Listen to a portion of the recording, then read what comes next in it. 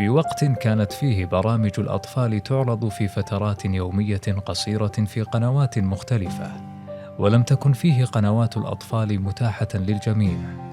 كان في قناة البحرين ما يمكن اعتباره أطول فترة أطفال يومية في التلفاز، حيث كانت عبارة عن بث مشترك بين قناة البحرين والقناة الحديثة آنذاك سبيس تون، التي بدأ بثها الممتد ل6 ساعات يومياً عام 2000.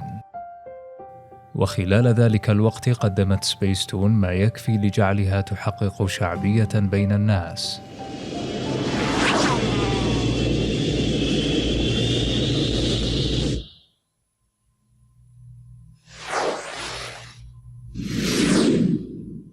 سبيس تون.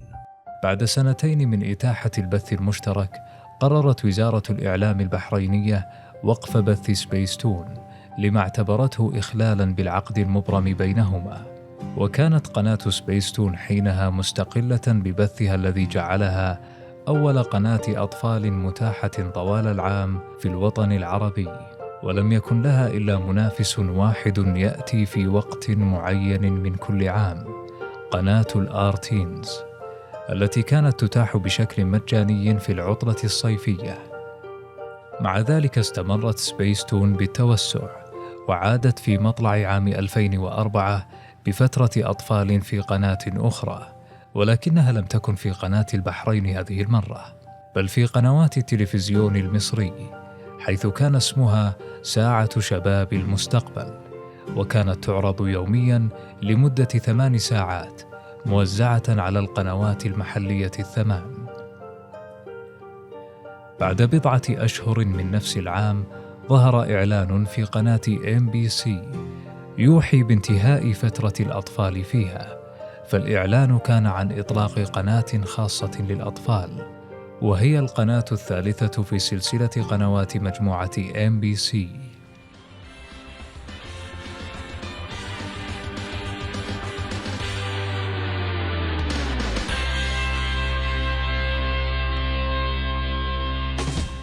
وأنا دانيا حكون كل يوم معاكم على الهواء مباشرة من MBC 3 أحلى عالم. وهنا بدأت المنافسة بين قناة أحلى عالم وقناة شباب المستقبل.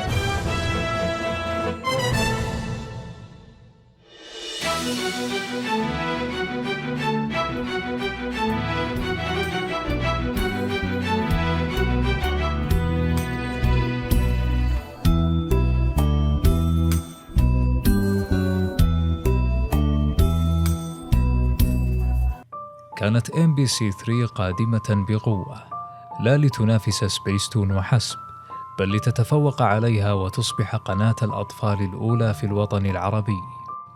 فقد انطلقت وبحوزتها أعمال من ديزني، جيتكس، الأخوان وورنر، بالإضافة إلى الإنتاجات اليابانية ومسلسلات وأفلام أخرى من اختيار القناة. أرجو الانتباه، لدي إعلان هام جدا للجميع. MBC 3 قررت أن تستقل في بثها وحتسيب أصدقائها على MBC 1 قريبا. وداعا يا صغار. But then we wouldn't be on television. استنوا، لا تخافوا، حقا ممكن تتابعوا برامجها. رائع. يلا بس لازم تبدلوا جهاز الاستقبال عن موجات ظاهرة أمامكم على الشاشة الآن. سبيس تون أحب قناة أطفال في المنطقة، قناة حصرية متوفرة لمشاهدي أوربت عبر قمر عرب سات، وهي أحب قناة أطفال على أحب شبكة في الشرق الأوسط، مع The Fun Channel، قناة ديزني، The Cartoon Network، سبيس تون، Animal Planet، The History Channel، وأيضا أوربت ESPN، و20 قناة إذاعية. قنوات اتعملت مخصوص عشانكم، تسليكم وتعلمكم بأسلوب حقيقي ممتع. كارتون نتورك، ديزني، فان شانل، سبيس تون. خليكم معانا. سبيس تون إنها قناة متخصصة ببرامج الأطفال والشباب والعائلة. إنها عالم من الترفيه كواكبه عبارة عن مدارس متخصصة، المعلومات العلمية على كوكب الاكتشافات، الإثارة والتشويق على كوكب الألغاز، المغامرة على كوكب الخيال، والأبجدية هي كوكب الأحرف والأرقام. عالم أوربت للأطفال أقليم منوعة، فان شانل، ديزني، كارتون نتورك وسبيس تون، فمرحبا بأطفالنا.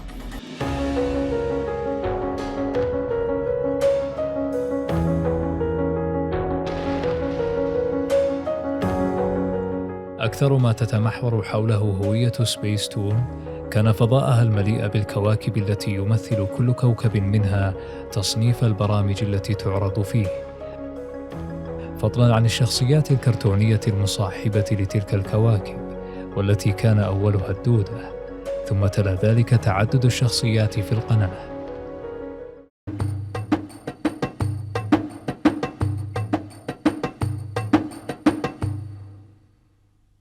وش اسمه؟ الكوميديا.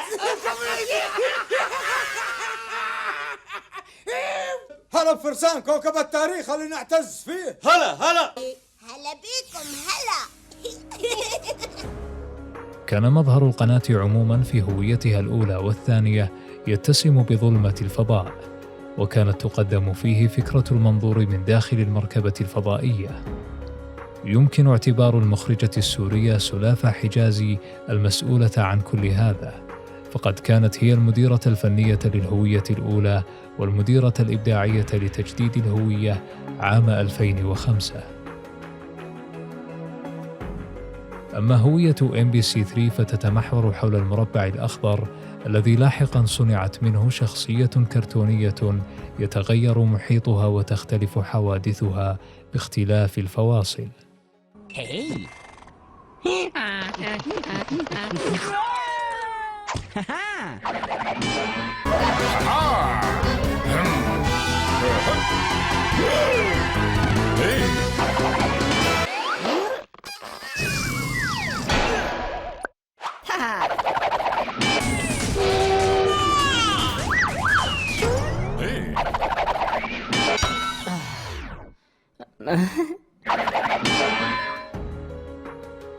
أنتجت هذه الفواصل مديرة العلامة التجارية لمجموعة MBC رشا سعادة.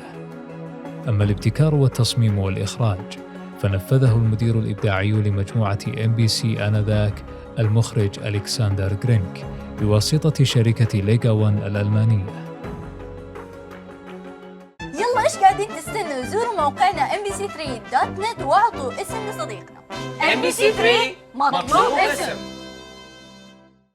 سميت هذه الشخصية لاحقاً باسم كيوبي.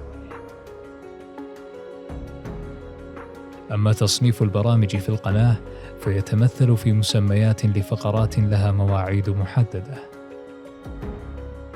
ضمن ديزني اون 3 ضمن فقرة البنات، ضمن فقرة تشويق بلا حدود بس على MBC3.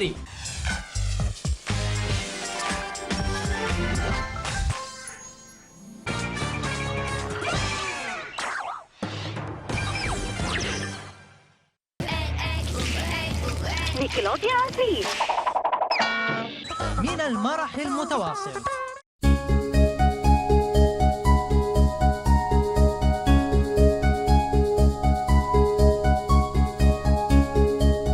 كانت الإعلامية السعودية دانيا شافعي أول وجه يطل على المشاهدين عبر شاشة MBC3، مما جعل اسمها يرتبط بالقناة عموماً لا ببرنامج معين قدمته فيها، واعتبرها الكثيرون قريبة من الأطفال أكثر من عائلاتهم أحياناً، وذلك لكونها معهم لمدة 4 ساعات ونصف يومياً عبر برنامج على الهواء مع دانيا. ولاحقاً صارت تظهر للمشاهدين طوال اليوم من خلال فقرة أحلى عالم التي تبث بين البرامج مباشرة على الهواء. أهلا وسهلا بكل اللي قاعدين يتابعونا في كل مكان في الوطن العربي كل يوم مع دانيا، فقرة بعد الظهر من 3 ل 7:30. مو بس عندنا فقرات أكشن، عندنا كمان فقرات كثيرة تفطس من الضحك، نشاطات علمية. دحين كيف حينفجر هذا البركان؟ ضيوف، هدايا، رسوم وفنون. لازم يكون في بداية، كل شيء في الرسم له أصل. اتصالات، إهداءات ومسابقات. كل اللي يفوزوا معانا حيدخل اسمهم في السحب، وفي نهاية الأسبوع حنسحب على اسم الفائز، وحياخد مننا هدية تذكارية. الساعة 6 مفاجآت خاصة. استنى مشاركاتكم واتصالاتكم. شاركونا مع دانيا على الهواء مباشرة كل يوم من الساعة 3 ل 7:30 توقيت السعودية على MBC 3. احنا رسالة ثانية من راس الخيمة من الإمارات، من فراشة راس الخيمة، تقول السلام عليكم ورحمة الله وبركاته. أتمنى منكم إنكم دائما تحطوا لنا أحلى البرامج 24 ساعة، والصراحة وقت المدرسة ما نخلينا إنه نتابع قناتكم كثير، بس أكيد لازم نتابع هذه القناة. شكرا لك على هذا التواصل الحلو من راك.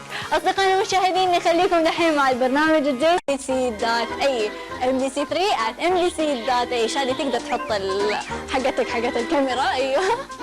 أما دحين أصدقائي جاء الوقت اللي نخليكم فيه مع البرنامج الجاي اللي هو العلوم الغريبة. كثير منكم تحبوه وتابعوه، طبعا نتمنى لكم أحلى الأوقات مع هذا البرنامج.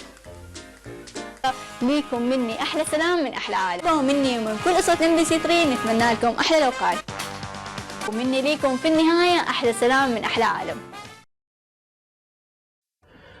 طلعت القناة اللي هي قناة MBC 3 كانت طلعت في 2005 أعتقد، أو نهاية 2004 كان في مذيعة واحدة في القناة. فمن ضمن اللي كنت أدور ما أدري إيش، ورحت مهرجان دبي مثل ما ذكرته في التقرير، ورجعت وكذا، وبعدني لسه يعني جديد على التلفزيون. فرجعت عمان، جلست مع أخوان الصغار وكذا يشوفوا MBC 3. وطلعت المذيعة دانيا الشافعي، مسي عليها بالخير، الزميلة والأخت. والله كنتم شكلين ثنائي جميل جدا يعني. كانت إشاعة الموسم أنها خطيبتي. ما خطيبتي؟ لا طبعا. حسن. لا يا رجال، لا تورطني، لا ترى ما دام تسمع. فسألتهم، قلت لهم إن هذه القناة جديدة، قالوا نعم، MBC وقناة جديدة ومذيعة واحدة، ما يصير قناة واحدة ومذيعة واحدة. فهني أعتقد كانت عندي رؤية في الفرصة. فبعدين ذكر الرسالة في القصة هذه تيم ريوردان اللي هو المدير العام، المدير اللي تحت الشيخ الوليد بفترة يعني بعد ما كملت عمره 6 سنوات، يقول تعرف قصتك أنت يا حسن لما عرضت الفيديو مالك التست على الشيخ، فقلت له this is an example for the people who don't like، مثال على الناس اللي احنا ما نبغيهم يعني. فقال الشيخ actually this is the one we want and they want him on TV next week. اللي حصل هذا، قال هذا اللي أريده، أريد الأسبوع الجاي على الهواء. فتورطوا هم الجماعه. اتصلت فيني المدير الامريكي وانا بشناص، هلو حسن وير ار يو؟ قلت لها مي عمان. قالت واي عمان، ترى عمان بعيده يعني عن دبي. قلت لها لا شناص الامور طيبه يعني. فاخذت انا اقرب سياره ورجعت يعني هنا. فوصلت هناك وكنت اعاني في مساله التكاسي في دبي، وكيف تدفع وكيف مصاريف انت عارف يعني. المهم اي ميدت يعني، وقالوا انت ان شاء الله عندنا تصوير هوايات، بتسوي لنا فقره هوايات 3 دقائق بس على MBC 3 اسبوعيه. اوكي، شو الهوايه الاولى؟ هذه الدراجات الرمليه. فرحنا هناك، اول لقطه نصورها قال لي المصور انا بمسك الكاميرا تحت فانت عطويل قدام الكاميرا. قلت له ان شاء الله. وجبن الكاميرا مع المصور. اقول لك بدايه متعثره يعني بالتلفزيون. بعدين هم فهموا يعني، اعتقد هم لهم نظره يعني، اعتقد وخذوها. وتدرجت سبحان الله من هذيك الفقره 3 دقائق لين حسن اللي جنبه. بعد انضمام الإعلامي العماني حسن الملا إلى قناة MBC 3، لم تكن بدايته مميزة وملفتة كبداية دانيا التي تزامن ظهورها الأول مع حدث مميز كان افتتاح القناة. مع ذلك سرعان ما نال الملا فرصة تقديم البرنامج الذي صار أهم برنامج يعرض في القناة سنوياً. حيث لا مكان إلا للشجاع. ومن المرجح أن كل من حسن ودانيا قد قدما بصوتيهما عددا من إعلانات برامج القناة. قولوا لي كيف السبت المقبل الساعة 6 بتوقيت السعودية بس على MBC 3. يعيشون بعالمين، تلاميذ في عالمنا اللي نعرفه، وأبطال في عالم الوهم اليوكو اللي بس هم يعرفونه. محاربة قوى الشر أهم شيء عندهم، لأن إذا اليوكو بخير الأرض بخير. إذا فشلنا في اليوكو ستمحى المنطقة بأكملها. هل أنت مستعد للقيام برحلة عودة إلى الماضي؟ سوف ننجح. عيش المغامرة مع أبطال اليوكو غدا الساعة 4 بتوقيت السعودية ضمن فقرة تشويق بلا حدود على MBC 3.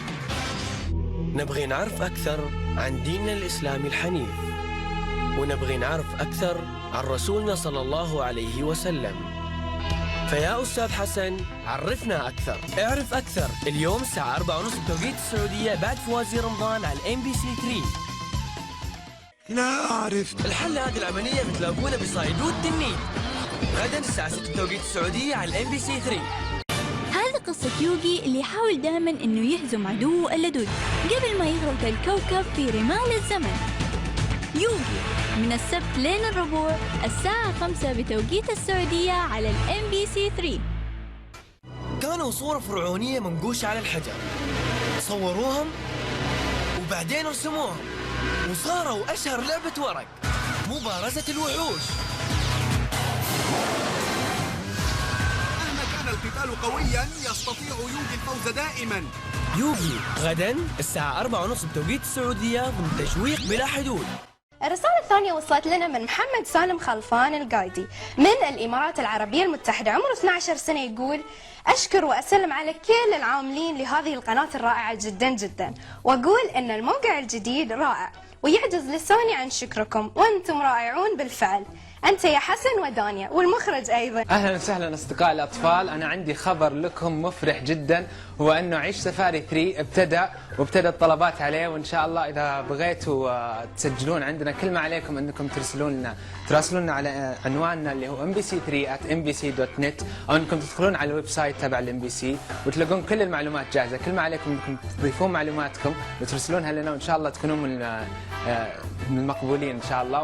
وأذكركم أنه الأعمار لازم تكون من 10 ل 12. وحظ سعيد للكل وشكرا جزيلا. مرحبا، أنا اسمي رسل العزاوي، أنا عراقية، وأنا كثير أحب برامج MBC 3 وكثير أحب الكارتونز، خاصة برامج توم اند جيري، مع أني أنا شايفة كثير برامج توم اند جيري. احتفالا بالذكرى الثالثة لإطلاق MBC 3 جرى البحث عن مذيع ثالث للقناة، وانتهت تجارب الأداء بضم الإعلامية الفلسطينية عزة زعرور. وارتبطت عزة في بدايتها ببرنامج بنات وبس الذي قدمته منذ عامها الأول، واستمر ل7 مواسم كانت جميعها من تقديم عزة. شعري معقد ومنه مريح، ألف أضبه وبصير ريح، وزني زايد كيلو ونص ولحيها طارت ويا الريح. أما من جانب سبيس تون، فحينما سئل رئيس مجلس إدارتها الدكتور شهاب جمجوم عن سبب عدم استعانتهم بمذيعين لتقديم البرامج في القناة، أجاب بأن الشخصيات الكرتونية تؤدي دور المذيع، وأن هذا من باب التجديد. من الأمثلة على أداء دور المذيع عبر شخصيات الرسوم المتحركة تلك البرامج التي تبث مباشرة على الهواء من تقديم ممثلات أصوات الشخصيات، كبرنامج كونان على الهواء، وكرة النار من تقديم آمال سعد الدين، وبرنامج داي على الهواء من تقديم آمنة عمر، وبرنامج هدية من تقديم سمر كوكش. اليوم سأكلم الأصدقاء لأتيح لهم فرصة معايدة أمهاتهم على الهواء عبر سبيس تون. داي الشجاع ضيف سبيس تون في برنامج داي على الهواء. داي الشجاع على الهواء مباشرة مع كثير من الألعاب المشوقة وكثير من الهدايا. مفاجأتنا لكم أعزائي، برنامج كرة النار في شهر رمضان المبارك. سأكون معكم على الهواء مباشرة طيلة الشهر الفضيل. لمن يرغب بالاشتراك في البرنامج فليتصل على الأرقام التالية. لا أنا لم أورد تلك المقدمة كي أتحدث عن نفسي. سأتحدث عن المفتش ميغوري الذي يظهر في منتصف الحلقة. نعم يا أصدقائي، هذا أمر طبيعي. ومما يمكن ملاحظته في إعلانات البرامج والمسلسلات أنها كثيرا ما تكون من تقديم ممثل عمل في نفس المسلسل. كيف ستكون ردة فعل فتاة بعمر الزهور إذا ما واجهتها أحداث أكبر من عمرها؟ وفاة والديها ومعاملة قاسية. ما لغز المرأة المختفية؟ الحديقة السرية، مكان يعج بالأحداث المثيرة، لندخلها ونكتشف ما فيها. على زمردة، كوكب البنات فقط، يأتيكم في الأوقات التالية. من قبل التاريخ، مشاعل مضيئة، بحارة ومستكشفون، رجال غامروا وواجهوا المخاطر في البر والبحر. المغامرون، قصة قدماء حفروا أسماءهم على صفحات التاريخ. المغامرون اللاهثون خلف الأسرار يأتيكم على تاريخ كوكب من قديم الزمان في الأوقات التالية. عالم الحكاية عالم عجيب غريب، ويطوي في ثناياه الخيال والطرفة والمغامرة. قصص مثيرة من الشرق والغرب ومن السهل والغابة حملتها إلينا رياح التاريخ. ماذا سيصنع هؤلاء الأبطال صغارا وكبارا؟ حكايات ما أحلاها على تاريخ يأتيكم في الأوقات التالية.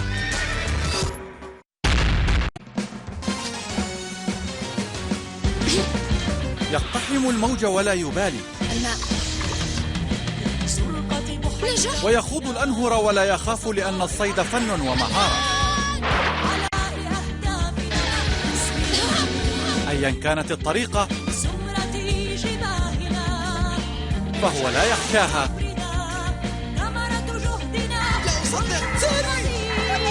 لأنه الصياد الجريء.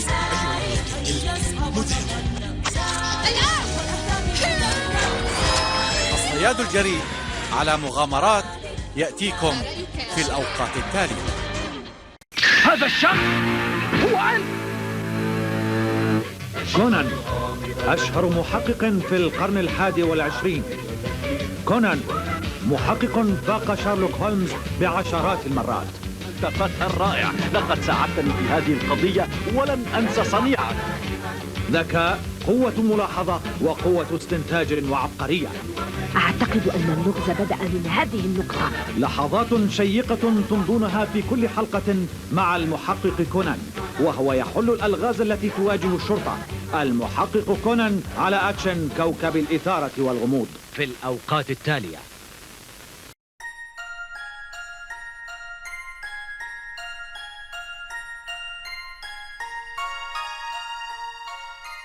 كان لكل قناة أسلوبها الخاص في إنتاج البرامج وتقديمها. ظهر هذا جلياً في سنة 2009 بالتزامن مع الذكرى 10 لمهرجان عالم مدهش، وضمن فعاليات مفاجآت صيف دبي لذلك العام، حيث أنتجت قناة MBC3 برنامج عالم المفاجآت بتقديم دانيا شافعي وعز زعرور، وكان يقوم على المنافسة بين فريقين لعائلتين مختلفتين. فيما أنتجت قناة سبيس تون برنامج مسابقة عالم مدهش بتقديم الفنانة السورية بثينة شية، وكان البرنامج مماثلاً للبرامج المباشرة السابقة لسبيس تون، أي في شكل رسوم متحركة. والآن يا ياسمين سننتقل إلى مرحلة جديدة. MBC3 تحضر لكم برنامج جديد. أنت مستعد للصيف من المرح والتسلية والمغامرة؟ تحب تتعرف على أصحاب جداد وتواجه تحديات جديدة؟ وتحب الحيوانات وحياة البر؟ فإذا مالك غير أنك تقضي صيفك مع MBC3 وتشارك في برنامجها الجديد. إذا كان عمرك بين 9 و 12 سنة وجواز سفرك صالح للاستعمال، ابعت اسمك ورقم تليفونك وصورتك على البريد الإلكتروني التالي: mbc3show@mbc.ae.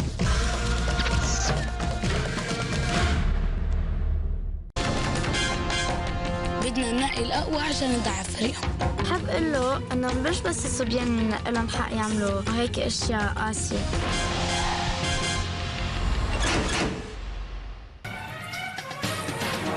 شجاعتهم فقط هي التي ستقرر مصيرهم ليحملوا لقب أبطال عيشاري الموسم الثاني، ابتداء من السبت 6:00 بتوقيت السعودية على MBC3. كان برنامج المغامرات عيش سفاري في موسمه الأول من تقديم الإعلامي اللبناني جلال شهدة، ثم تقرر جعل الموسم الثاني من تقديم حسن الملا، باعتباره فيما يبدو وجهاً مألوفاً للمتسابقين ولمشاهدي قناة MBC3. الفريق الفائز الفريق صاحب المركز الأول في عيش سفاري الموسم الرابع، وصاحب 11 دقيقة و32 ثانية، الجودة المثالي لهذا الأسبوع أحمد القاسم من أنا أسوي شيء؟ والله ما أشوف. يلا زين. ما علي حسابك عسير. عصير ولا كوكا؟ والله ينكت وسنة صاير اليومين. زين، عدة دورات. في بعوضة. أنا كمان. شكرا. عطني شوكة يا أحمد. ما في أحسن منك. قوموا بيعوركم بطنكم، لا تاكلوا بيعوركم بطنكم. قوم. لأن زهقنا ملينا من هذه الريحة الخايسة. يا الله وش هذا؟ القارب من الموج لف شوية فقال لي خربتي الدبة. حتى لو خسر اللعبة، انتوا خسرتوا معركة، ما خسرتوا الحرب.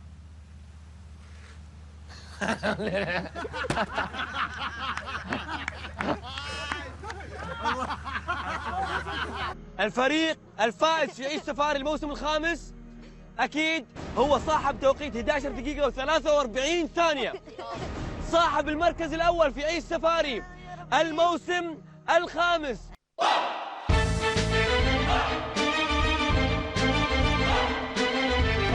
طيب نبغى نتكلم عن عيش سفاري. احنا نعرف ان عيش سفاري طبعا زميلي جلال اللي حاليا في اجازه قدم الجزء الاول وكان في الجزء الثاني والثالث لحد ما وصلنا الان للجزء الرابع. نبغى نعرف ايش الاختلاف اللي صار. والله في اختلاف كبير صار، تقريبا اكثر من 80% اختلافات صارت. طبعا كل شيء يتطور سنه بعد سنه، واضافات جديده، برامج، مسابقات، دورات اقوى واصعب، اختيار الشجعان. حاولنا نوسع شبكه اختيار الشجعان من المغرب لسلطنه عمان. المميز يعني مثلا اب الحين جالس يناظر والله حسن عبد الله الملا المسؤول عن مثلا عن برنامج عيش السفاري. ايش المميز في هالبرنامج عشان والله يجي ياخذ طفله يوديه معك؟ عيش سفاري يعتبر هو البرنامج الوحيد في العالم كله اللي ياخذون فيه 16 مشترك اعمارهم بين 10 و 12 سنه في العالم كله لدوله ثانيه شهر كامل تتحمل مسؤوليتهم. انت الولد اذا يروح مدرسه 12 ساعه او 8 ساعات المدرس يقول والله مسؤوليتكم وراعي الباص يقول مسؤوليتنا وانت مسؤوليتنا وانت، كيف ان ناخذ الولد شهر كامل نعترف فيه عن عضه شيء عن ما ادري شو، فاحنا نستوي امه وابوه واخته واخوه وعمه وجدته كل شيء نستوي احنا. اول ما نبلش تصوير اسبوع كامل عشان نتعود على ونتاقلم مع الوضع اللي هناك، نقوم الساعه 6 الصبح ننام الساعه 12 1 بالليل. راني ورده ما نوقف ابدا. بالنسبه للعيال هم مخيمات صحيح؟ اي نعم. طيب كيف قدروا يتاقلموا مع الاوضاع هذه؟ والله عندكم مكيف هم ما عندهم حشرات وما حشرات، وطبعا لازم مدربين او اسعاف 24 ساعه عندهم يعني دائما، ومدربين ينامون وياهم، مدربه للبنات، مدربين للاولاد، يعني دائما يكونوا معاهم. استمر الملا بتقديم البرنامج حتى موسمه السادس، وخلال تلك المدة وبشكل سنوي لم يكن البرنامج وحده ما يمر بموسم جديد، بل كانت القناة بأسرها تمر بموسم عيش سفاري، حيث يظهر شعار البرنامج بجانب شعار القناة، وينتقل المذيعون إلى استوديو خاص للترويج للبرنامج أثناء قراءتهم الرسائل في فقرة أحلى عالم.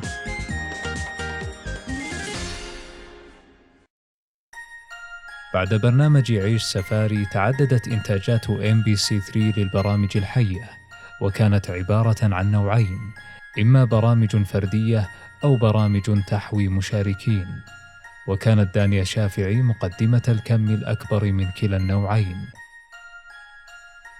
أما الآخرون فرغم قلة البرامج التي قدموها كانوا أكثر استمرارية في تقديم برامجهم التي تضم مشاركين أو متسابقين. هيا يا أطفال لمدينة جميلة صاغها الخيال من زهر الحياة من بين الرمال، خرجت بحلة يرنو إليها العقل وتمرح فيها المعلومات.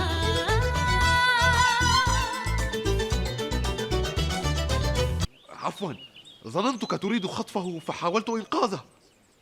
وما الذي جعلك تظن هذا؟ شاهدتك تشده. أشده إلى البيت لكي يتناول طعامه. أطع أوامر والدك يا ولد. اسمعني جيدا، اذهب وبدل ملابسك الغريبة هذه قبل أن تسدي النصح للآخرين. عفوا. شكرا. هيا يا بني هيا. رغبة الإنسان في التميز قد تجعل منه أضحكة في بعض الأحيان. سينو شينو مينو. سينو شينو مينو. السلام عليكم. وعليكم السلام. في هذا الكتاب ستجد كل شيء عن الحاسوب. إنه موسوعة الحاسوب. هل رأيته قبل ذلك؟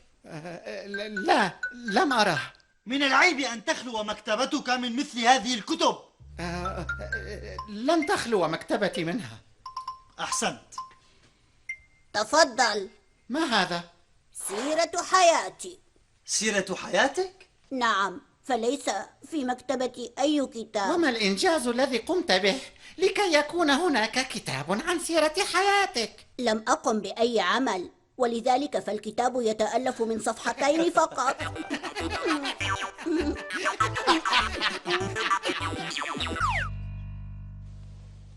ببعض النقود نشتري الآن ما نريد، ولكن قبل زمن بعيد لم يكن هناك نقود. فإذا أردت الذهاب إلى السوق مثلا عليك أن تأخذ معك سلة من البيض لتستبدل به البضاعة التي تريد، ويسمى هذا المقايضة. مدينة المعلومات أنتجته مؤسسة الإنتاج البرامجي المشترك لدول مجلس التعاون الخليجي، وتولت تنفيذه شركة تايجر برودكشن التي أنتجت هوية قناة سبيستون وفقراتها.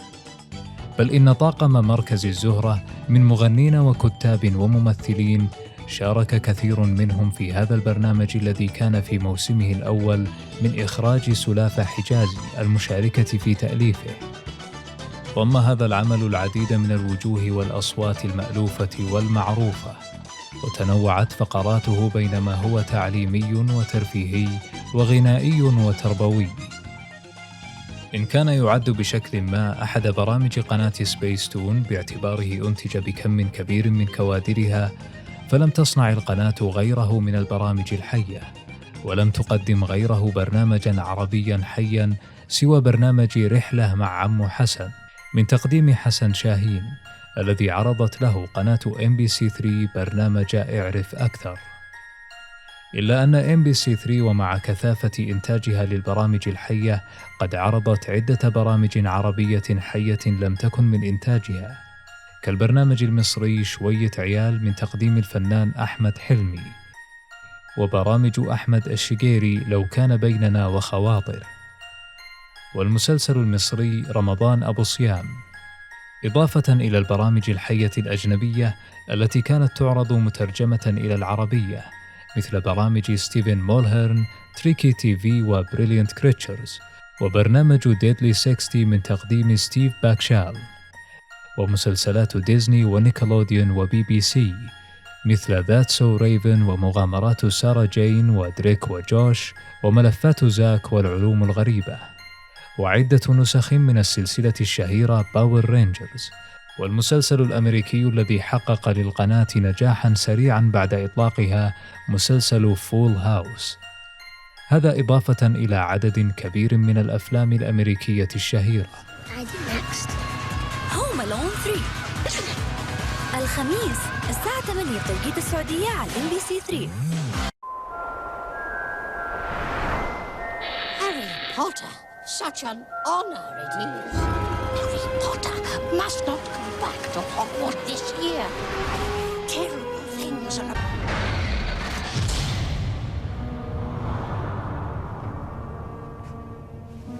السعد. سعد بنتين متعرفهاش؟ والله ما اعرفهاش. مين بنتين ده؟ بنتين انا اعرفه وانت ما تعرفوش. لو كنت صغير كده زيي كنت عرفتها. ده صاحبك يعني ولا مين بنتين؟ انا ما اعرفوش والله. هو صاحبي. واحد صاحبك؟ اه. وهو اللي مديك الساعة دي؟ لا انا اشتريتها من كندا. ايه ده؟ ده بنتين. لا يا راجل. هو ده انهي واحد؟ ده وحش قوي. لا انا بحبه. الاسود ده؟ ده مش اسود. ده اهو اللي اتكسر ده انت هو ده بنتين؟ هو ده بنتين.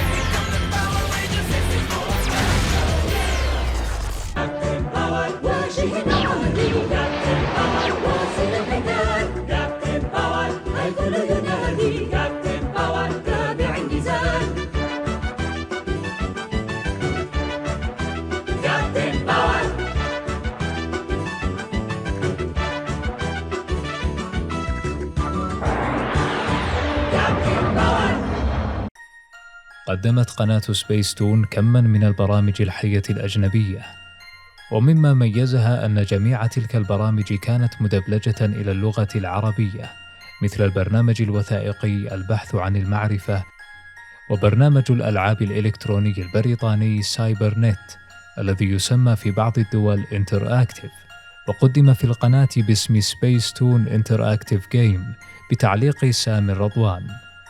والبرنامج الألماني الوثائقي جزئياً عالم مارفي بتعليق الإعلاميين أحمد فاخوري وداليا محمد. والبرنامج الأمريكي كيف ترسم الكرتون بصوت عادل أبو حسون، إضافة إلى المسلسلات الحية مثل فيمبلز وبارني والأصدقاء والدراج المقنع وروبوكون وبليزنج تينز وآرمور هيرو وغيرها. زراعة، تاريخ، جغرافيا، فيزياء، كيمياء، رياضيات، سياسة، طب، كل ذلك في البحث عن المعرفة بلغة علمية مبسطة يفهمها جميع أفراد الأسرة.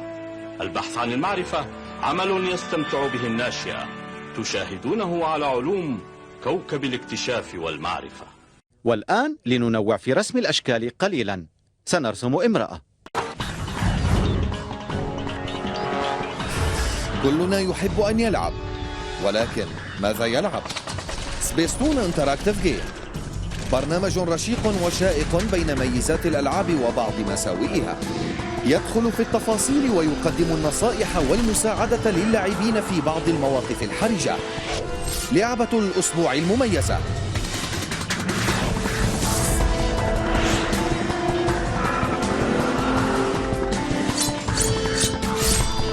سبيس تون انتراكتيف جيم على علوم، يأتيكم في الأوقات التالية.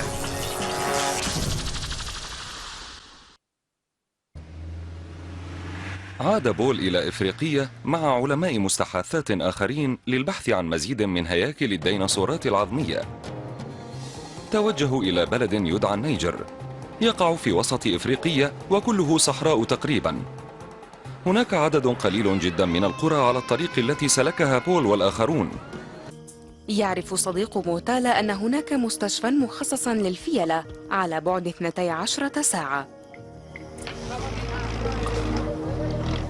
سرعان ما عثروا على شاحنة ضخمة ووضعوا فيها الفيلة المصابة لتقوم بالرحلة الطويلة إلى مستشفى الحيوانات.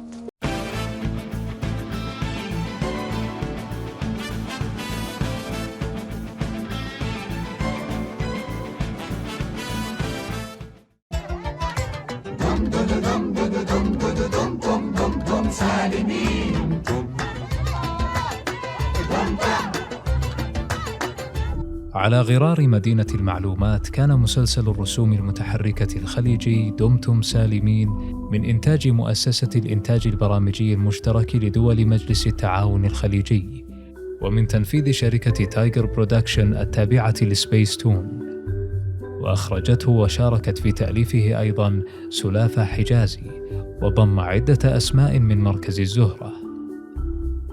كذلك أنتجت سبيس تون مسلسلها الرمضاني أبواب ونوافذ، وكان من بطولة الفنانين السوريين زياد الرفاعي ويحيى الكفري. وأنتجت القناة أيضاً الرسوم المتحركة المصاحبة لبعض أغانيها مثل مودا مودي وفلفول.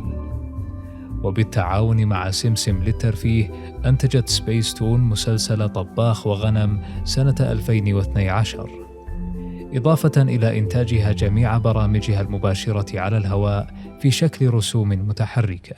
بابا يا عيونه، هل تعلم ماذا فعلت اليوم؟ لا والله. هل تعلم ماذا فعلت اليوم؟ ماذا؟ رتبت غرفتي اليوم. أحسنتي. أصبحت نظيفة وجميلة، ما أحلاها. لم تنتج قناة MBC3 أي عمل رسوم متحركة، لكنها بالمقابل كانت وما زالت داعمة للإنتاجات العربية للرسوم المتحركة، مثل المسلسل السعودي شديد تمام، والمسلسل الأردني بن وعصام، والمسلسلات المصرية سنوحي والمبشرون بالجنة وقصص الأنبياء، والمسلسلات الكويتية ببغاء يتعلم الهجاء وحسيب في دنيا الأرقام. في دنيا الأرقام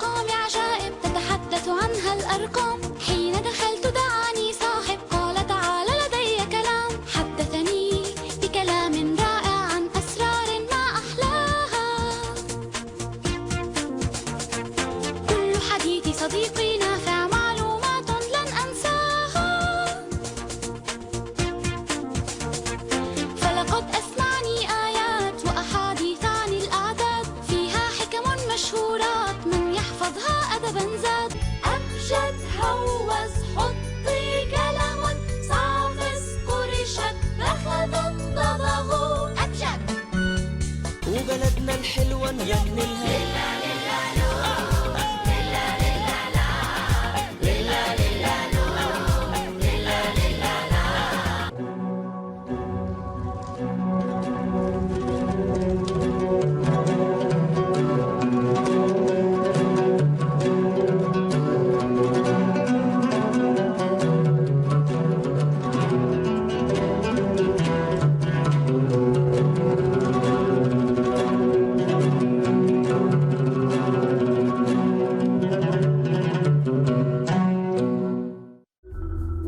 أما قناة سبيس تون فخلاف إنتاجها الخاص لم تكن تعرض أي إنتاجات رسوم متحركة عربية، وهذا متعمد وفقا لشهاب جمجوم الذي قال بأنهم ابتعدوا عن الإنتاج المحلي لتكون رسالتهم متميزة وبرامجهم جديدة.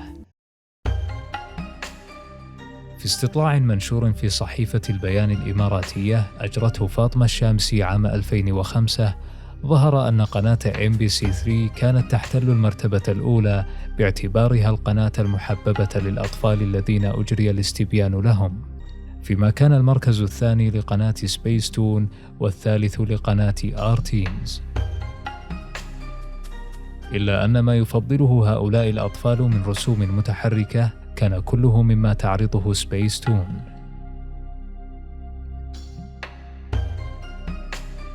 كان الفرق بين القناتين واضحاً جداً في انتقاء نوعية مسلسلات وأفلام الرسوم المتحركة المستوردة، فعرفت قناة سبيس تون بعرضها للكثير من الإنتاجات اليابانية الشهيرة والمغمورة وبعض المسلسلات الأمريكية، في حين كانت قناة MBC3 تعرض ما هو حديث الإنتاج غالباً من مختلف البلدان بالتساوي بين الإنتاجات الأمريكية واليابانية والفرنسية وغيرها. كثير مما عرضته قناة MBC3 من اليابان كان المسلسلات التي اشتهرت في أمريكا والدول الغربية مثل جنود السايبورغ والفتى آسترو والتنين الأزرق ويوغي يو. أما قناة سبيس تون فالمسلسلات والأفلام اليابانية فيها متنوعة بين المشهور والمجهول عالمياً. وكان مما عرضته القناة من الإنتاجات اليابانية المشهورة في أمريكا دراغون بول زد والمحقق كونان وهامتارو والمسلسل الياباني الكندي باكوغان. ومن الملاحظ أن سبيس تون تستورد تلك المسلسلات من اليابان مباشرة، فيما كانت MBC3 تأتي بأغلب المسلسلات اليابانية من القنوات الأمريكية التي بثتها، ولهذا كانت نسخ تلك المسلسلات في MBC3 نسخاً معدلة متناسبة مع المعايير الأمريكية.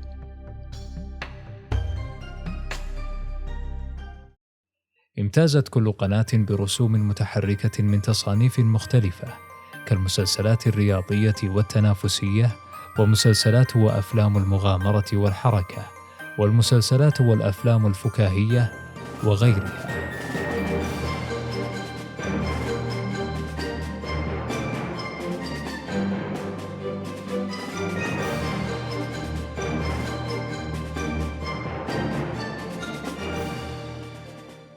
أغلب ما تعرضه قناة سبيس تون يكون من دبلجتها في مركز الزهرة، وما سوى ذلك يكون دبلجة أصلية لمسلسل قديم كالدبلجة اللبنانية في كل من السندباد وجزيرة الكنز وغريندايزر وساندي بيل والسنافر، أو الدبلجة الخليجية كما في عدنان ولينا وفلونا وتوم سوير، أو كالدبلجة الأردنية في سالي وغيرها من الدبلجات الأصلية. وفي حالات نادرة يحدث أن تعرض قناة سبيس تون مسلسلاً حديثاً بغير دبلجة مركز الزهرة، مثلما عرضت أبطال النينجا المدبلج في لبنان بواسطة استوديوهات سوبر إم.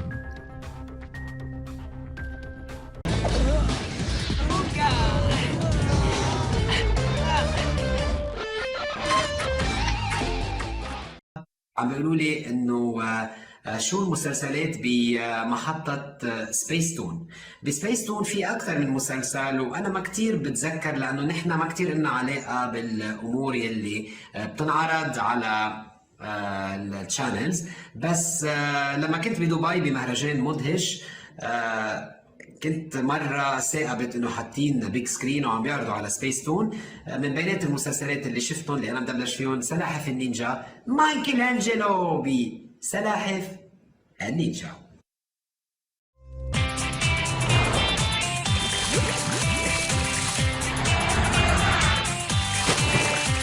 أنا توب، هذا رائع. سيمبا. كان صوت الفنان اللبناني عبد حكيم مسموعاً في قناة سبيس تون حتى في إعلاناتها التجارية، بل يمكن اعتباره أكثر من سمع صوته فيها من خارج مركز الزهرة. استمتعوا الآن بحليبكم المفضل صافيو بشكله الجديد. ترقبوا المغامرة القادمة. أوقفني الآن إن استطعت. اقطع القسيمة من كرتون صافيو واستبدلها ببطاقة أكشط في كودو لتربح جوائز قيمة. أكشط واربح مع صافيو وكودو. هنا المفضل للجميع.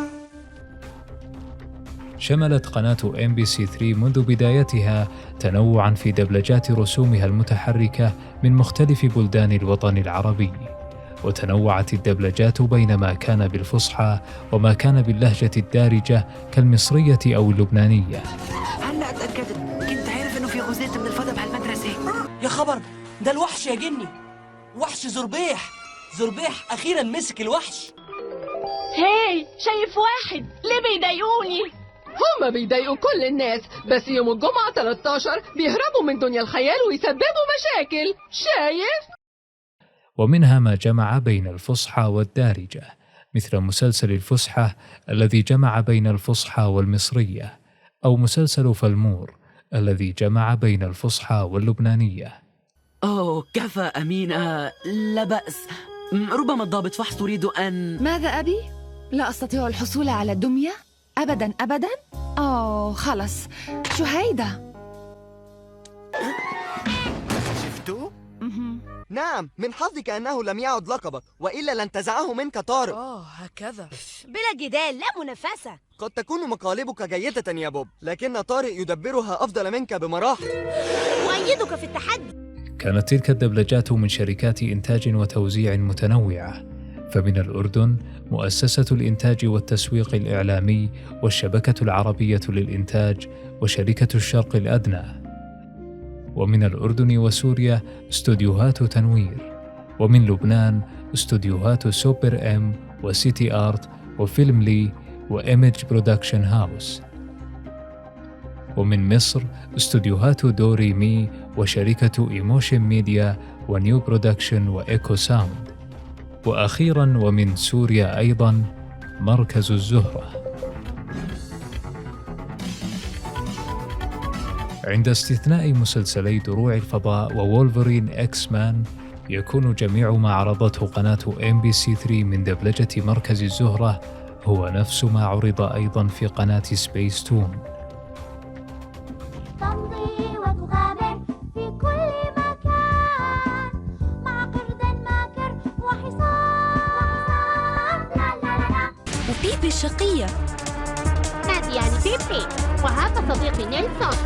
تمضي وتغامر في كل مكان مع قرد ماكر وحصان. شاهدونا في بيبي الشقية على زمردة، كوكب للبنات فقط، يأتيكم في الأوقات التالية. في غابة جميلة سنعيش مع صديقي نجتاز مغامرات مثيرة، مع والده هي وأمه جيل وأخيه جيك ومولي الصغيرة. في غابة تازمينيا، تازمينيا أرض الخيال والحكايات. تازمينيا، تازمينيا أرض المغامرات. باتمان على أكشن يأتيكم في الأوقات التالية.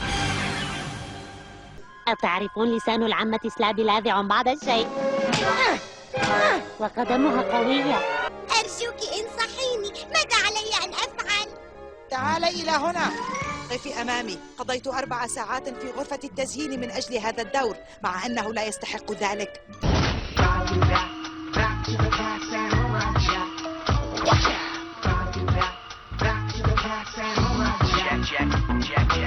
أنا آكو. أنا الابن العائد إلى الأرض التي غصبتها يا آكو. بنتن على أكشن يأتيكم في الأوقات التالية. سيقضي علي السأم. أيمكنني أخذ قطعة؟ آسف، الشوكولا للأبطال وحدهم. عليك أن تقول للحمقى وحدهم. وسواء بدبلجة مركز زهرة أو غيره، فإن قدراً كبيراً من الرسوم المتحركة عرض في كلا القناتين. إنه سيد التنانين. لينطلق التنين. التنين الذهبي هو الوحيد القادر على التغلب عليه. من عتمة الليل ترجلنا وحملنا الأحلام لتكون حقائق عجلنا جابتنا الأوهام. Dragon Buster.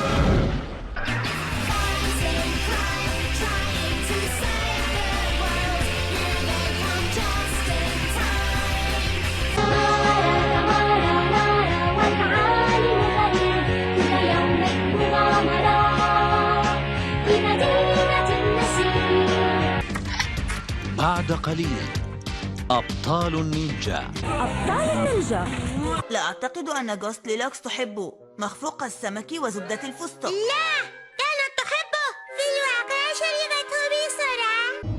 ليس، هذه تخويفتي، وقد لحقت حتى وجدتها ولكنه سرقها. لن أسامحه، أنا غاضب مثل حمم البركان.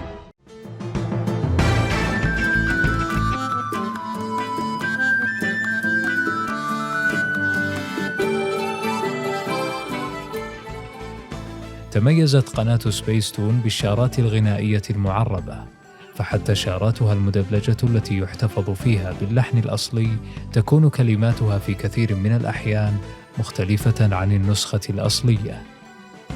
أما قناة MBC3 فالشارات فيها كانت بين المدبلجة والأصلية، وكان من بعض شركات الدبلجة محاولات في تعريب بعض الشارات. نهضنا شبابا بوجه الشرور لنحمي الثغور نفك القيود نصون الحدود. خرجنا لأعدائنا نسعد سباعا لا تطهر. خرجنا لأعدائنا نسعد سباعا لا تطهر. ونحمي الفضاء كأننا صقور. كأننا صقور بعهد قطعناه للآمنين. يا كوكب الأرض هيا حلق في أفلاك الكون وامنحنا من نور الشمس أطيافا من أجمل لون. يا كوكب الأرض هيا حلق في أفلاك الكون وامنحنا من نور الشمس أطيافا من أجمل لون. نحن المنقذون، نحن المسعفون، فريق الإنقاذ نعمل في الفضاء، نحارب الأعداء وننشر السلام. نحن أبطال النزال ولا نزال، صامدين ولن نلين كما الجبال، مقبلين على التحدي كلنا. قد توحدنا لتحقيق المحال. هيا بتحد ونزال ندخل نقتحم الأهوال. هيا بتحد ونزال ندخل نقتحم الأهوال. لا نخشى خصما أو ندا فهنا مبارزة الأبطال. ونهب بسرعة إعصار عالمنا ذاك المضمار. ونهب بسرعة إعصار عالمنا ذاك المضمار. وإذا اقتربت منا النار كالمطر عليها ننهار. في المشاكل يأتي مراهقون. التايتنز في برجهم يكونون مراهقون. التايتنز وأنت على الطريق أي هجوم لنجدتنا سوف يأتون أبطال للنجدة مراهقون التايتنز. أصبحت للخير فيه أحارب وبمعصمي سوار العجائب. أصحاب الأخيار نهزم الأشرار بالعزم والإصرار. نحمي الأبرياء بقوانا هدف سينير سمانا يهدينا السبيل أصلنا النبي لا نعرف المستحيل. أتحدى الصعاب محارب الديناصورات.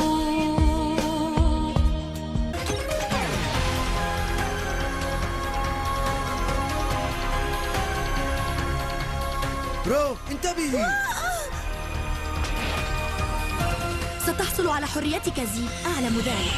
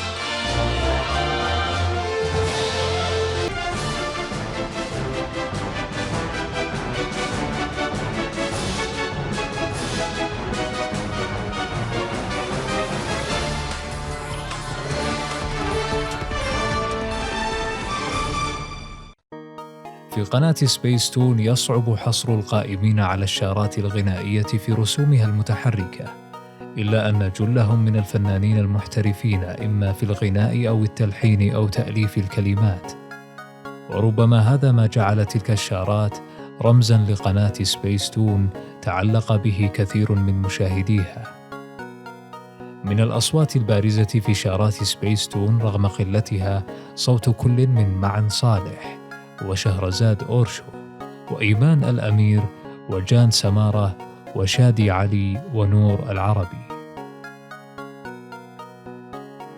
أما أصحاب الأصوات المعروفة في شارات عدة في سبيس تون فمنهم الفنانة هالة الصباغ التي بدأت الغناء منذ طفولتها وغنت لفقرات قناة سبيس تون وللشارات فيها.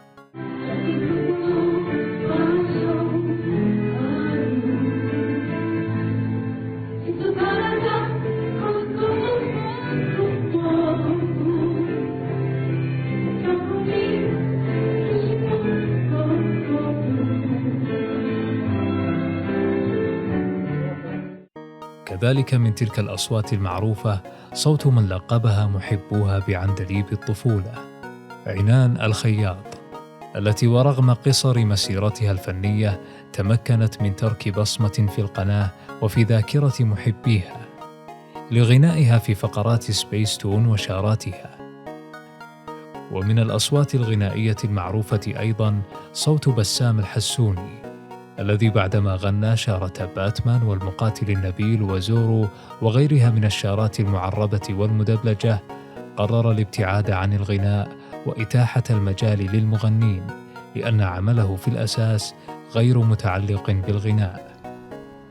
أمسك فرشاتي وألواني وأزخرف بالورد زماني،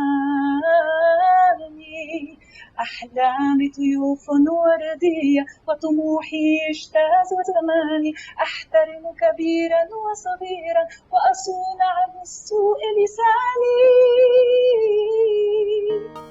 كان هذا صوت الفنانة سونيا بيطار، معظم ما غنته من الشارات كان معرباً، وهي من غنت شارة الجزئين الأولين من أبطال الديجيتال وشارة فوفر وغيرها. أما تالياً فمن أبرز الأصوات التي تبقت صوت كل من الفنان عاصم سكر والفنانة رشا رزق.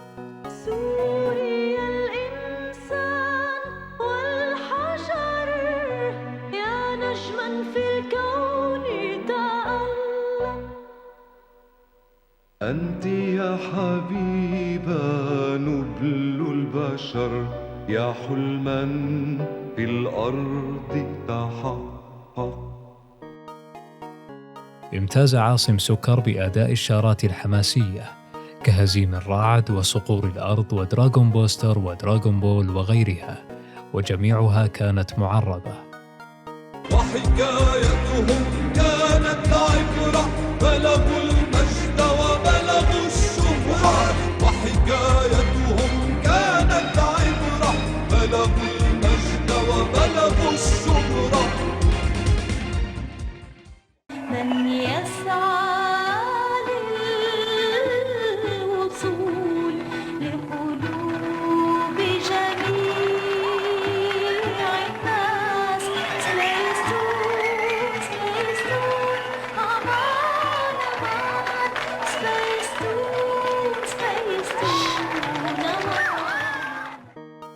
أما رشا رزق التي كانت أستاذة الغناء الأوبرالي في المعهد العالي للموسيقى بدمشق، فمعروفة بتعدد أنماطها الغنائية، وهي تعد فنانة شاملة للغناء والتلحين والتأليف والدبلجة، إضافة إلى تقديمها عدداً من الأغاني والإعلانات التجارية في سبيس تون بصوتها.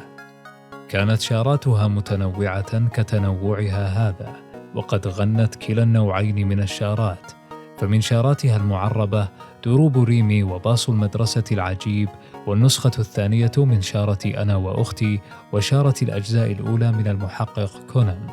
أحداث نفهم مغزاها، تروي قصصنا أحلاها، تروي قصصنا أحلاها، بالعقل وبالقلب نراها، كم نهواها كم نهواها كم نهواها. حب يجمع بين الدرب وبيننا، لا تمل السكة من أخبارنا. فوفا فوفا فوفا كلب ذكي، فوفا فوفا لا يتذمر لا يشتكي، يساعد كل الأصدقاء، لا يهدأ لا يمل، يبدأ بلا إبطاء يبحث عن حل، يساعد كل الأصدقاء، لا يهدأ لا يمل، يبدأ بلا إبطاء يبحث عن حل. فوفا صغيرة بيضاء كالثلج والحنين، أريدها يا سمين، صغيرة بيضاء كالثلج والحنين، أريدها يا سمين. لن أنساها لن أنساها لن ننساها، ميمي وفرح. شاد في القطب جريئة، نادت يا صحبي فلنحمي البيئة. شاد تتسلى، شاد تتعلم، شاد يا الأحلى دوما تتبسم. بيدابون بيدابون نحمي الأرض ليل نهار، بيدابون بيدابون من كل الأخطار، بيدابون بيدابون لا نستسلم للأشرار، بيدابون بيدابون أبطال أحرار. وتطل الأحلام بالأنوار وأعيدا، فتضيء الظلام والليالي تنجلي. بالصبر تجملي، حاولي لن تفشلي. تجاوز حدود الصدى في السباق، فإن طعم الانتصار حلو المذاق.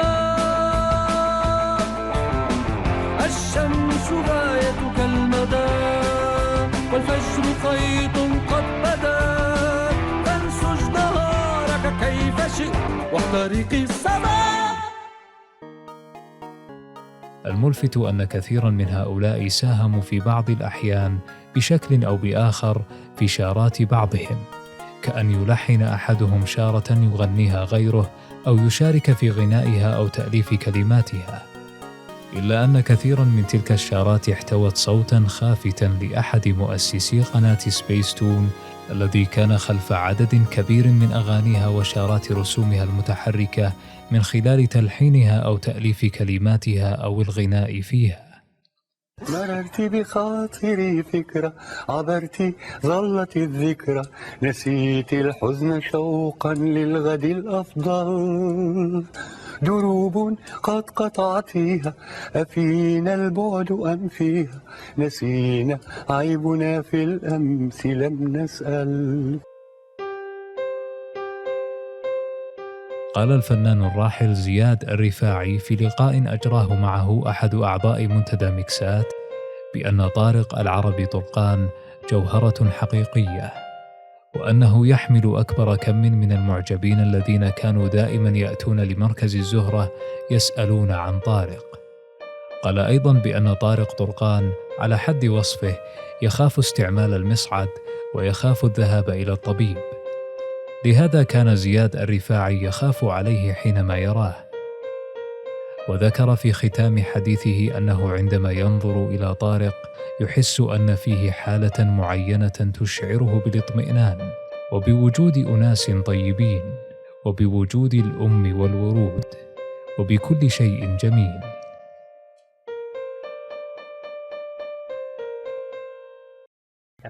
كان في مشاركات كتير ممتعة بالنسبة لي مع الأستاذ طارق العربي طرقان، وجه له ولأسرته التحية، الله يحميهم ويوفقهم.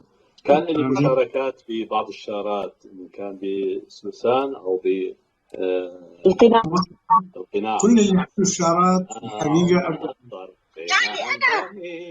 قناع ليس له مثيل. كل اللي يحكوا الشارات الحقيقة أبدعوا. صحيح. اي والله. بوجه لهم تحية للجميع. يعني هو زميل رشا رزق يعني كمان بوجه له تحية، عاصم سكر بوجه له تحية، حتى في واحدة ما طولت يعني زميل ما طولت كثير، هالة الصباغ اعتقد هالة الصباغ. صحيح. انا وطارق استاذ طارق، طبعا طارق له خصوصية على فكرة. وجه لهم كلهم تحية، بس طارق لا شك له خصوصية يعني بأسلوبه هيك بالتعاطي مع الآخر كثير رائع، بس شوف من بعيد يضحك. لك شو يعني ما أعرف. يمرح يلهو كالأطفال، يبتسم أمام الأهوال، لا يخشى الأشرار ولا القتال. لا قناع يعني أنا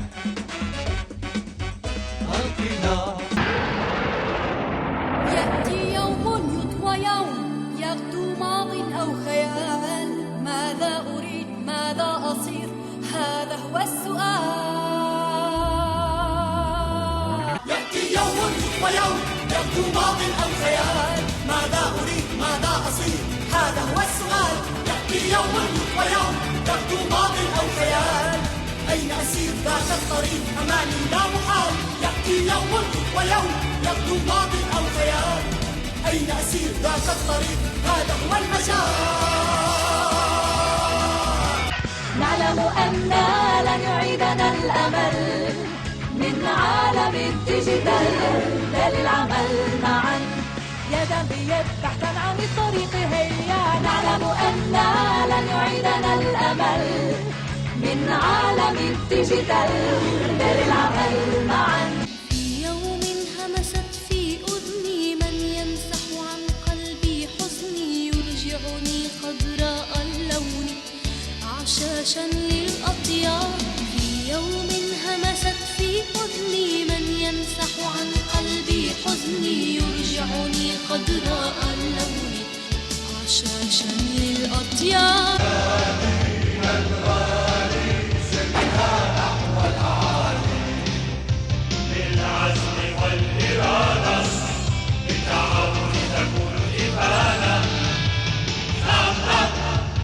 لو حسبتم أن تنسون استضعاف العجوز والصغير. فيه قوة لكم فهذا خطأ كبير. أخيرا يمضي ليقاوم أفعال الأشرار، كي يبلغ غايته يمضي يملأه الإصرار.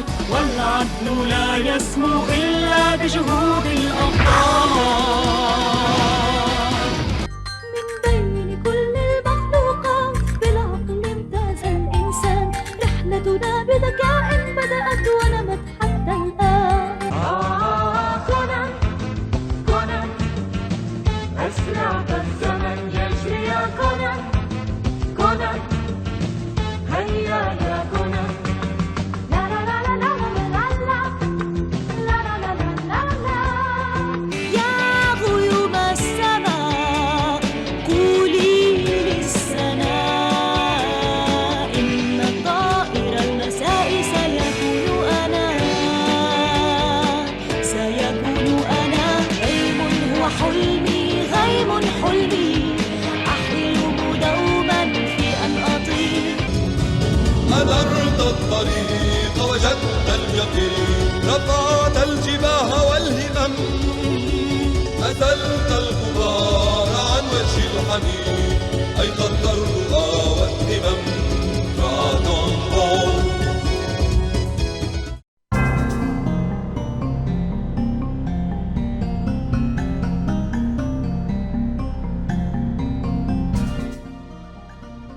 كان في كلا القناتين اهتمام بما يبث بين الفواصل، ولم يكن مجرد مساحة للإعلانات التجارية فقط.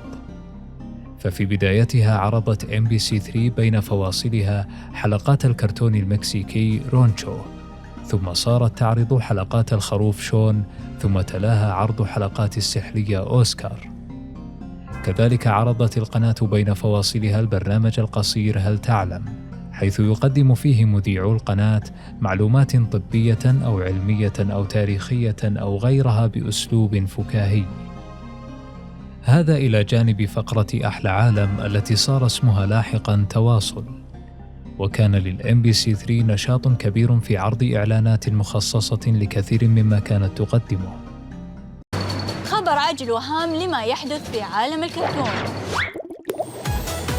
الأمتع، الأروع والأكثر إفادة كله حتلاقوه هنا مع أحلى عالم على MBC3.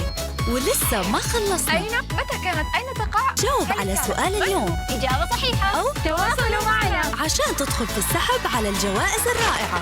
يوم الجمعة آخر كل شهر حنعلن عن أسماء 3 فائزين، ممكن تكون أنت الرابح. يا جماعة، حان وقت التغيير. الرجل الوطواط أصله وطواط، والرجل العنكبوت أصله عنكبوت. نحن أيضا نستطيع أن نحارب الشر. نعم، عندنا العضلات والسرعة والصحة. هيا بنا نتحد فلنهاجم.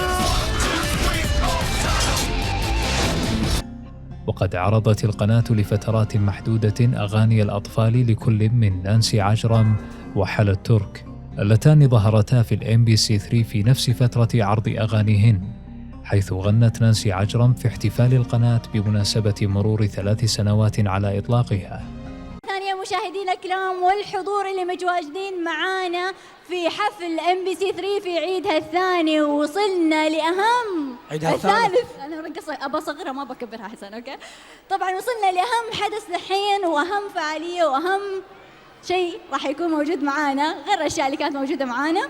إيش يا حسن؟ طبعا الحفل لم ينتهي بعد والأشياء الجميلة لم تنتهي بعد، وعدنا الحين المغنية المشهورة الفنانة اللي كلكم تحبوها، وش اسمها؟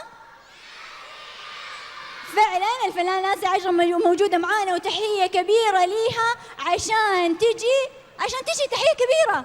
وين التحية؟ تحية كبيرة. فيما ظهرت حلا الترك مع دانيا شافعي في مقابلتين خاصتين.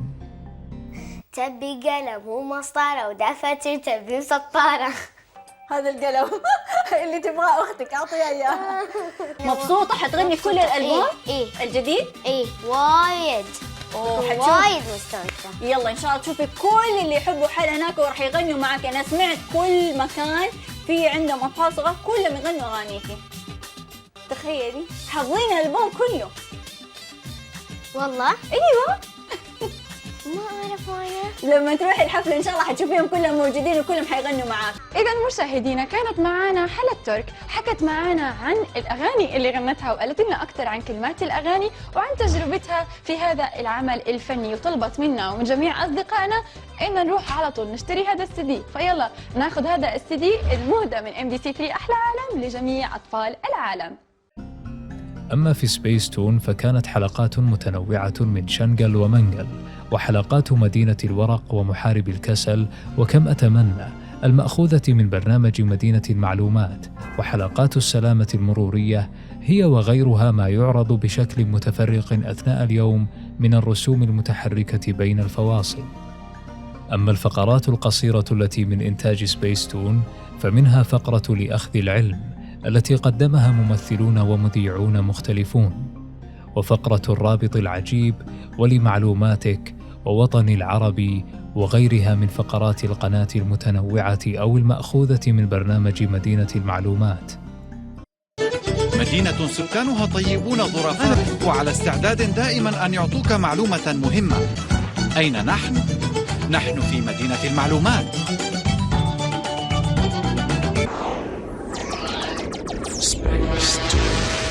قناة شباب المستقبل. وهل أنت جبان تخاف الامتحان؟ هذا هو الحل الجديد، قبعة الشجاعة بحجوم مختلفة تناسب جميع الرؤوس. ضعها على رأسك وتمتع بقلب فولاذي وشخصية قوية. حل مثالي لمن يخاف من ظله. احصل عليها الآن قبل نفاذ الكمية. في العيد تكتمل فرحتي بفرح وطني. من يتخيل يوما أني هجرتني كل الأديار، من ينكر أني مخلوق من صنع الجبار. أتنفس والغابة رئتي ولعمري مقدار. سجل في الورق الأخبار عن أشرار أو أخيار. نتصفح كتب الرحالة كي نعرف كل الأسرار. يخطو آلاف الخطوات، يرحل في كل الأوقات.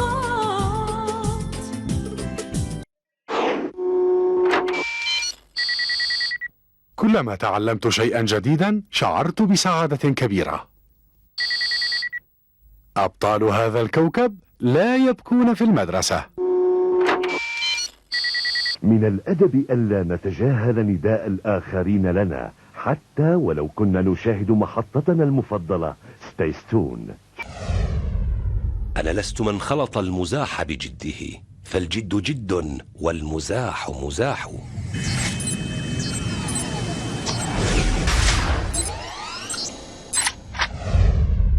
تشرق الشمس بخيوط من ذهب ويشرق الوجه بضحكة من القلب. هذا قلم وهذا أيضا قلم. ما هذا؟ إنه قلم رائع وجميل. لن تتخيلي أشكالا أجمل وأحلى. شاركي صديقاتك هذه الأقلام الرائعة. على طريق مدرستي أنا وحقيبتي نمشي مع الأصدقاء. وأخيراً وأشهر ما كان يعرض بين فواصل سبيس تون الأغاني التي تنتج خصيصاً للقناة، مثل أغاني فلة أو تلك التي تنتج من الرسوم المتحركة التي تعرضها القناة، والتي منها ما كان فكاهياً وشارك فيه الممثلون الرئيسيون من مسلسلاتهم. لا تبع اثرك الشريخ عن صيدك بالمية، لا تبع اثرك الشريخ عن صيدك بالمية، وخلي شرك بالأدغال يصير حكاية نسية، يصير حكاية نسية. يسقي أزهارا مصنوعة يحمل بالمصفاة الماء، عارف شخصا يتصرف دوما بغباء، يضع الساعة في رجليه، يلبس في كفيه حذاء. أعرف شخصا لا يختصر، إن سكت قليلا ينفجر، ينقل حرفيا ما سمع، صدقا كذبا لا فرق معه. كذلك من أغاني سبيس تون ما كانت عن الأم بغناء رشا رزق أو عنان الخياط أو هالة الصباغ التي غنت أغلب أغاني الأم، وغنت غيرها أغنية شمس سطعت وأحرف لغتي وأغاني الأشكال وفاصل أهلا بالصيف.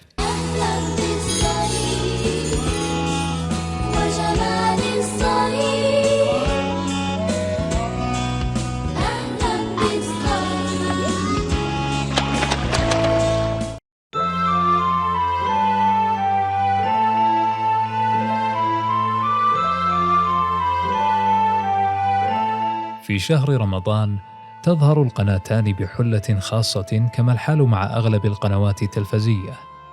في قناة سبيس تون يتغير المظهر العام للكواكب والفواصل بمقدار ضئيل ملحوظ، ويبث المسلسل القصير الذي من إنتاج سبيس تون أبواب ونوافذ، وكان بين الفواصل عدد من الأغاني التي أنتجت خصيصا لهذا الشهر.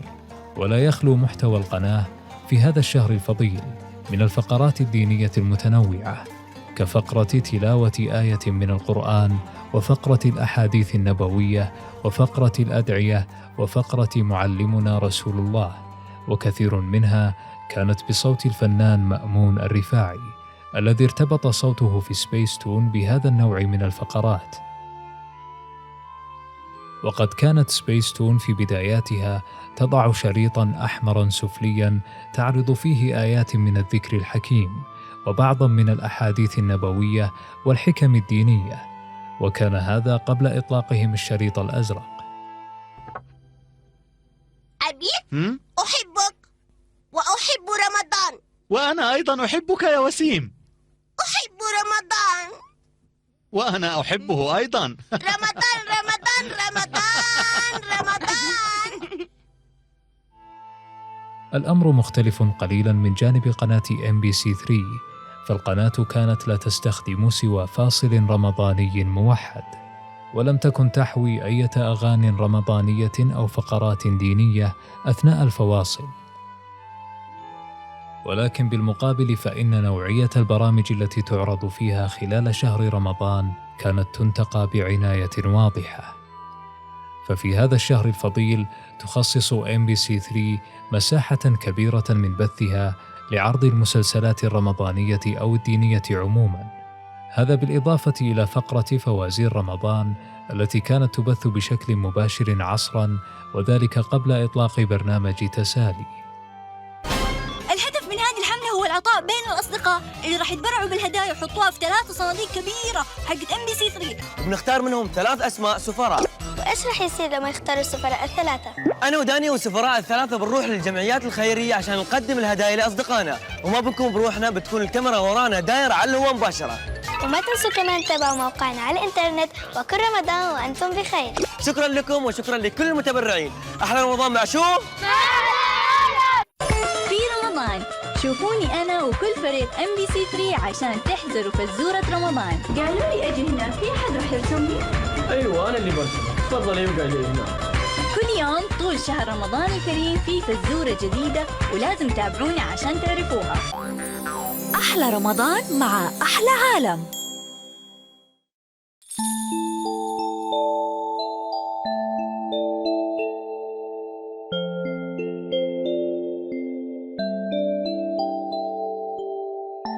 منذ بدايتها في العمل الإعلامي عبرت مذيعة MBC3 دانيا شافعي عن رغبتها في دعم قضايا الطفولة، وأنها حريصة على بناء شخصية الطفل وجعل الأطفال قادرين على التفكير وإبداء رأيهم بلا خوف أو خجل، ليكون الطفل مؤثراً إيجابياً في مجتمعه دون إغفال أهمية دور الأسرة. وحينما سئلت عما يحتاجه الطفل أكثر من أي شيء آخر، أجابت بأنه يحتاج إلى من يفهمه ويحترم طريقة تفكيره ويبرز مواهبه الحقيقية وينميها في صغره لتميزه في كبره. وعن عملها في برامج الأطفال قالت دانيا بأنها أصعب أنواع البرامج وأكثرها دقة، وفيها مخاطبة لعقول صغيرة في الحجم ولكن كبيرة في الإدراك وسريعة البديهة. في مراقبة دائما، يعني نحن سبيس تون يعني مشكورة لأنه هي اللي يعني وصلت لأكبر عدد من الأطفال بالمجتمعات العربية، يعني عرفت شلون؟ فهي قدمت شيء مفيد، ما حاولت تقدم شيء. يعني هلا أنت العمل كأجنبي بعيد عن مجتمعاتنا، حتى القصة أحيانا لما بتنطرح القصة كتير بعيدة عن الشيء اللي نحن عايشينه يعني أو عايشه الطفل العربي. فهن حاولوا كتير يعملوا تقارب بالقصص، إذا حتى موضوع ما بيناسب المجتمع كانوا يغيروه تماما. يعني مشكورين بهذا الموضوع كتير. بالصورة غيروا كتير كمان، يعني في مواضيع بتعرف انت هنا عندهم كمجتمعات غربية طريقتهم بتختلف. مجال التعامل مع الأطفال، متعامل بالموسيقى، متعامل بالكلمة مع جمهور ما بيعرف النفاق، ما بيعرف رياء، كره بيكره، حب بيحب، حتى لو كره ممكن يحب مرة تانية بعفوية، البراءة. فبراءة هالعالم هذا لقيت انه هذا هو المجال اللي ممكن قررت تدخل. واشار، وانا كثير فخور بانه ما بينحكى فقط عن الموسيقى بقدر ما ينحكى عن الكلمات. بزمن كان البعض اللي انه هذا كلام اكبر شوي من مستوى الطفل، وانا ما كنت مآمن بهذا الشيء. انا مآمن انه ان كان باللغه وان كان في المعاني الطفل اقدر منا، نحن اقدر مني على الاقل هلا في الامتصاص والاستيعاب، ويعني جزء من ممكن تشكيل الشخصية. شو رأيك بشخبط شخبط؟ يعني هي أغنية لطيفة يعني. شو جاب لي دبلوماسية أنا ما يعني لطيفة، ما في نقول أكثر من هيك. يعني أكيد نحن الخط اللي بنشتغل فيه للأطفال بنحاول نكون فيه تربويين. هو تربوي يعني. هذا شخبط، ما تشخبط على الحيط وهيك تخيلي. يعني أنا ما بشوف أغنية يعني سيئة. لا يعني أنا بشوفها تقولي لي مقطع لطيف. لا والله ماني حافظتها، أنا آسفة. بس لأنك ما حافظتيها؟ يعني أنا سمعتها هيك مرتين بس، ما يعني أنا شفتها اللفتة لطيفة يعني، لأنه بحس دائما إنه الطفل إيه أكيد يعني إنه الطفل كتير يعني ما أخذ حقه أبدا بالموسيقى وبالفن أبدا. دائما الطفل حقه مهضوم، فلفتة ظريفة. على فكرة على الإنترنت أول شيء أنا بحييهم كل اللي بيتواصلوا معنا وكل اللي بيحكوا كلام من المحيط للخليج، بيحكوا كلام كتير كبير. أنا بنبسط يعني هذا الكلام كتير هيك بيخليني أتأثر. أغلب الشباب اللي صاروا هلأ 30 و40 سنة يعني عمرهم، اللي ممكن أنا نادي لك أبي الروحي. يا سلام يا سلام، ده شو جميل، ده شو جميل.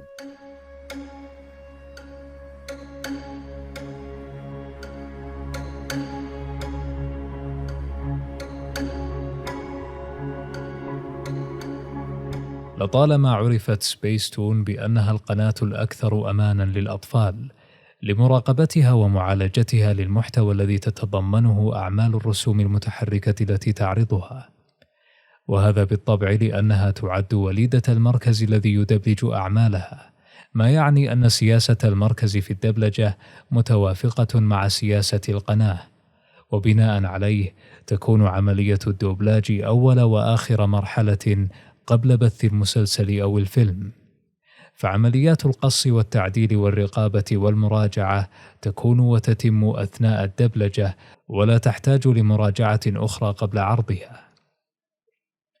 أما من جانب قناة MBC3 فالمراقبة فيها تستلزم جهدا لا يتيسر مع تعدد واختلاف الشركات التي تنفذ عملية الدبلجة خارج القناة. مع هذا فوفقا لما قاله مالك قنوات الMBC ورئيس مجلس إدارتها وليد آل إبراهيم، فإن لدى الMBC3 لجان فاحصة للمحتوى أغلبهم من الاختصاصيين والأمهات، وظيفتهم التدقيق في المحتوى والحرص على ملائمته لعاداتنا وتقاليدنا. ومع ذلك فقد حدث أحيانا أن عرضت بعض اللقطات غير اللائقة.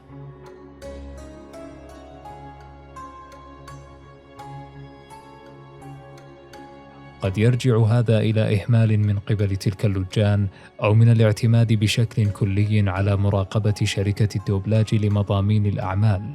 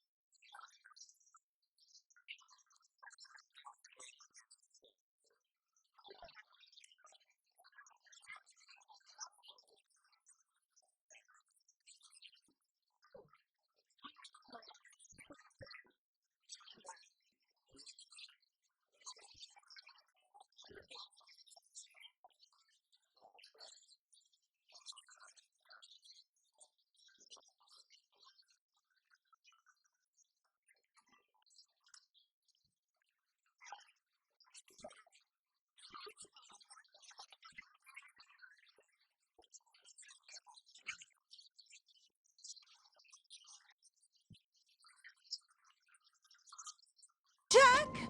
مولي! أمي! أبي! وأنا أيضا.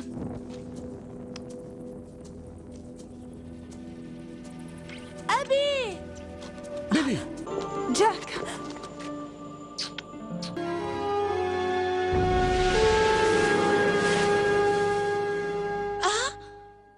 ماذا جرى؟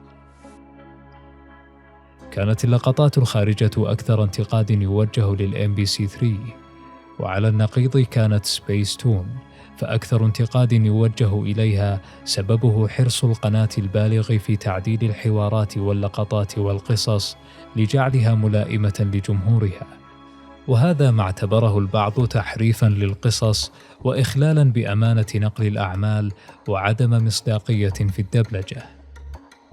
ومن الانتقادات الأخرى الموجهة لسبيس تون كانت إعادة دبلجتها لعدد من الأعمال التي دبلجت مسبقاً مثل نوار وزهرة الجبل وجنك الصغير.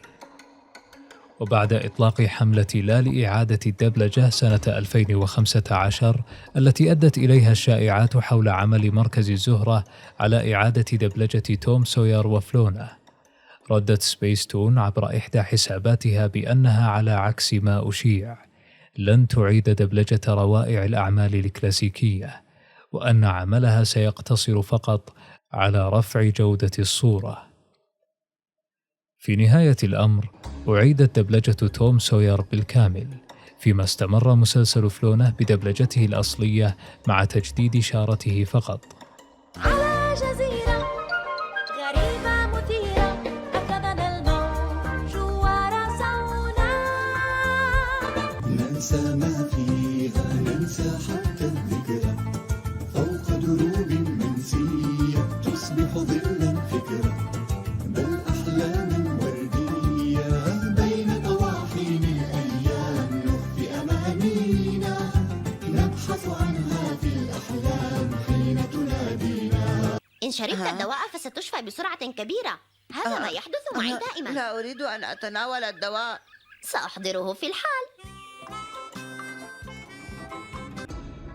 عرضت قناة MBC3 في بدايتها مجموعة كبيرة من الرسوم المتحركة التي كانت تعرض في فترة الأطفال في قناة MBC، باستثناء مسلسل بوكيمون الذي كانت سمعته قد ساءت حينها، فحتى قناة سبيس تون طالها الضرر بسبب الإشاعات المتعلقة بقضية البوكيمون، مما جعل شهاب جمجوم يتواصل مع السفير الياباني بعد إيقاف ظهور الشخصية في سبيس تون ليتأكد من حقيقة ما أثير حول إساءة البوكيمون للإسلام.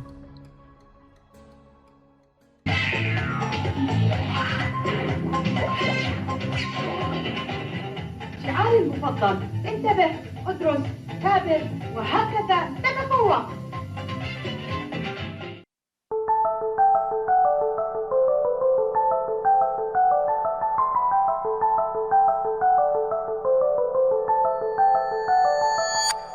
خلال سنوات تلك المنافسة أخذت كل قناة من الأخرى شيئاً لتتحسن، وربما كان هذا على سبيل التجربة فقط أو لم يكن إلا مصادفة.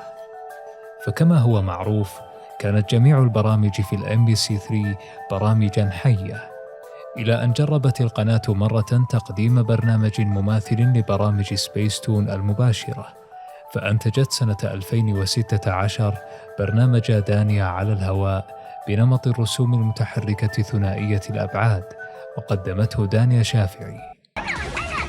دانيا على الهواء ابتداء من الأحد 4 بتوقيت السعودية بس على MBC3. لو سهلة، كيفك يا أحمد؟ الحمد لله. شخبارك؟ تمام. أمورك طيبة كلها؟ تمام الحمد لله. أوكي، جاهز تلعب معانا؟ أكيد.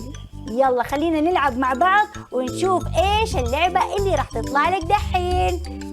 نشوف الألعاب اللي راح تطلع لك دحين. بس خلينا أوخر شوية. أنا بروح هنا كمان شوية كده ونشوف. وفي المقابل اتبعت سبيس تون أيضاً نهج برامج MBC3 مؤخراً، وذلك عبر إنتاج برامج عربية حية.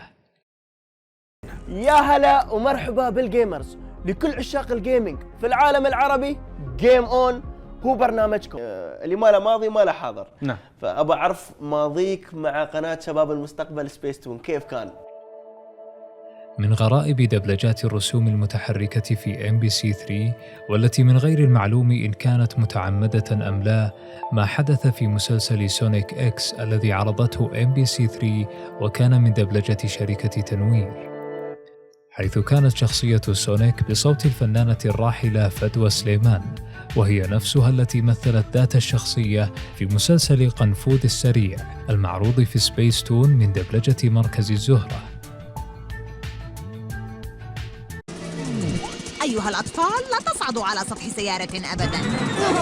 دعك من هذا، ألم أكن شجاعة؟ بلى، لكنك تحتاجين إلى الحكمة لتقدير حجم الخطر، فالشجاعة بلا حكمة حماقة. هل هذا مفهوم؟ حدث الأمر ذاته من قبل مركز الزهرة مع فيلم حي لجاكي شان، حيث أسند دور جاكي للفنان إياس أبو غزالة، وهو نفس الممثل الذي أدى الدور في مسلسل مغامرات جاكي شان المدبلج بواسطة شركة تنوير والمعروض في MBC3. رغم أن هذا الفيلم الحي لجاكي شان لم يعرض في سبيس تون، إنما عرض في سبيس باور، إلا أنه يثبت أن لدى مركز الزهرة قابلية حفظ الدور لممثل معين، وإن كان قد أداه مسبقا مع شركة أخرى. لماذا؟ أطلقت علي عصابة النار في السوق. يا إلهي! كانوا يلاحقون امرأة وظنوا أنها ترافقني. وهل هربت منهم؟ نعم.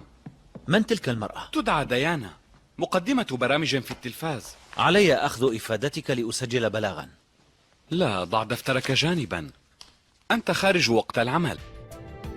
عرض في سبيس تون أول موسمين من بليزينج تينز، ثم أكملت MBC3 عرض الموسمين اللاحقين، وكان الموسم الثالث مدبلجا في لبنان، فيما دبلج الرابع في الأردن. وفي كليهما استعملت نفس كلمات الشارة التي كتبها سامي الرضوان مع مركز الزهرة للموسمين الأولين، وبدلا من استعمال نفس الشارة التي بصوت رشا رزق، غنيت الشارة من جديد. وإن صح التخمين، فالممثل اللبناني إبراهيم ماضي هو من غناها. سنأتي لونا فجرا برقا وفجا لا يخبو، في اليويو الفوز غدا جمرا ما خمدا، جمرا ما خمدا.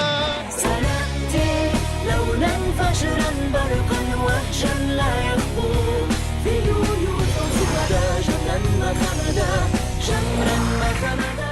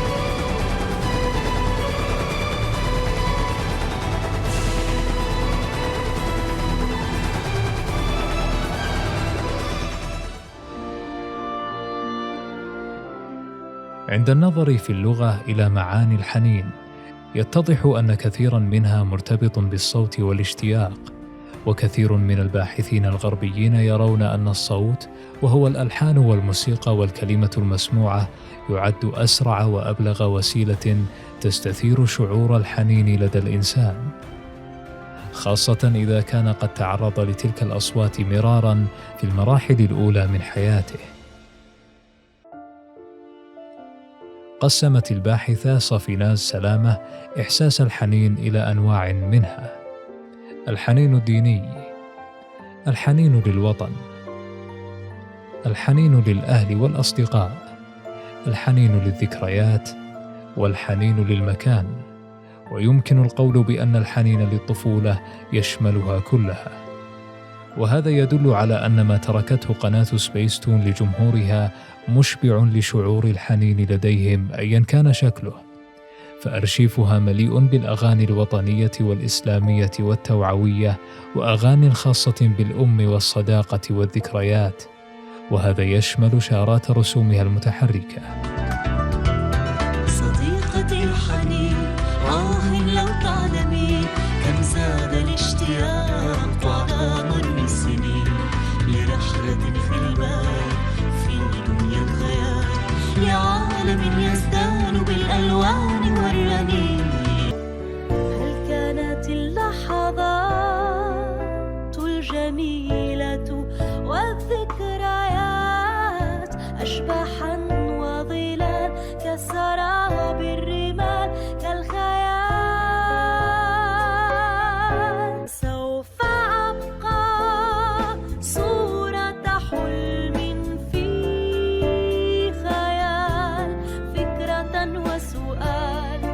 في كل حركة بسم الله تعم البركة بإذن الله، أبدأ يومي بذكر الله. بسم الله بسم الله. عيناها ظل يمني والشعر ليال نجمية، تمشي كغزال ليبي والخد ورود شامية.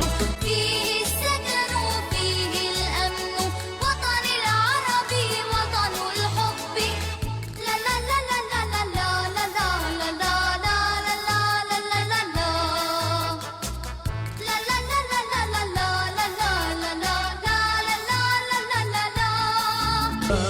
نحبنا إلا عز لبقائك يا عيون الوطن مهما طال الزمن.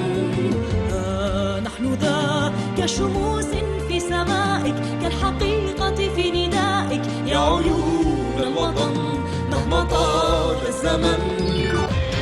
ما هنت ولم تهني بل من أجلك طارشتك أزيم الرعد أزيم الرعد.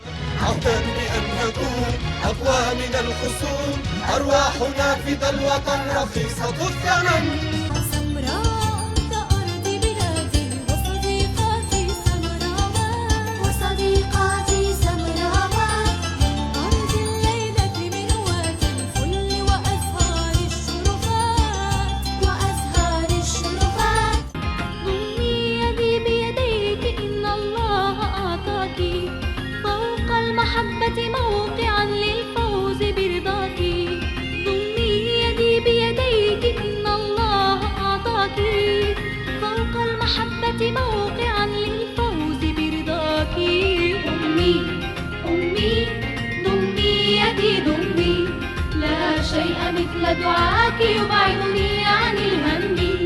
أمي أمي أشتاق لبرك يا أمي، أشتاق لبرك يا أمي، للجنة من تحت القدم، وأحن لحضن يؤويني بحنان ينسيني همي. وأراني لا أحيا إلا أشواقا يشدوها نغمي، فعسى أن تغدو لي يوما برهانا عن صدق الكلم. وخيال أبيه في الأحلام يوقظ في القلب الحساس حب الخير لكل الناس مهما كان الثمن من الصعاب. أحلام جميلة ومعاني حلوة من كل الألوان، يأخذنا إليها صديقان حميمان لطيفان. مررت بخاطري فكرة، عبرت ظلت الذكرى، نسيت الحزن شوقا للغد الأفضل. دروب قد قطعتها، أفينا البعد أم فيها، نسينا عيبنا في الأمس لم نسأل. أصحابي مسرورون ولأجلك مجتمعون، نتمنى أن تبقي بخير دوما يا سبيستون، ونتابع علما وفكاهة وخيالا وفنون، نتمنى أن تبقي بخير دوما يا سبيستون.